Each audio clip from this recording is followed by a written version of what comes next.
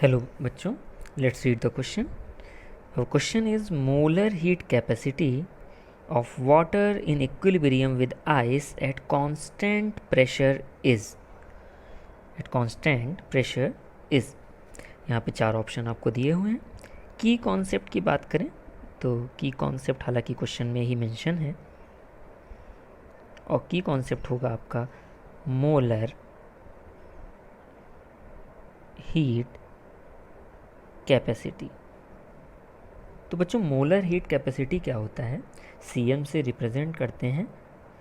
ये होता है आपका amount of heat required to raise the temperature of 1 mole of substance by 1 degree Celsius. 1 degree Celsius temperature बढ़ाना है 1 मोल सब्सटेंस का, तो जितनी हीट लगेगी वो आपकी मोलर हीट कैपेसिटी होती है. तो इसमें अगर हम फार्मूला लिखें तो वो फार्मूला आता है Cm is equal to Q upon N delta T. Cm इस प्रकार से, जहाँ पे n आपका नंबर ऑफ मोल्स है, q हीट सप्लाइड है और डेल्टा टी टेम्परेचर चेंज है. तो आप अगर यहाँ पे देखें, इन्होंने क्वेश्चन में बोला है कि वाटर और आइस इक्विलिब्रियम पे हैं. अब इक्विलिब्रियम पे होने का मतलब क्या है कि उस समय पे कहीं ना कहीं वो फ्रीजिंग पॉइंट वाला स्टेट है.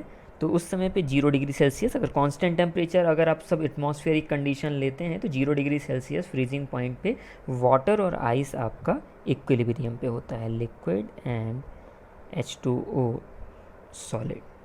तो उस समय पे जो टेम्परेचर चेंज है वो 0 हो जाता है क्योंकि वो इक्विलिब्रियम पे है. तो अगर टेम्परेचर चेंज 0 होगा तो आप फॉर्मूले से देखें तो Cm will be equal to Q upon N into 0. It means that infinite temperature में कोई चेंज ही नहीं हो रहा होगा.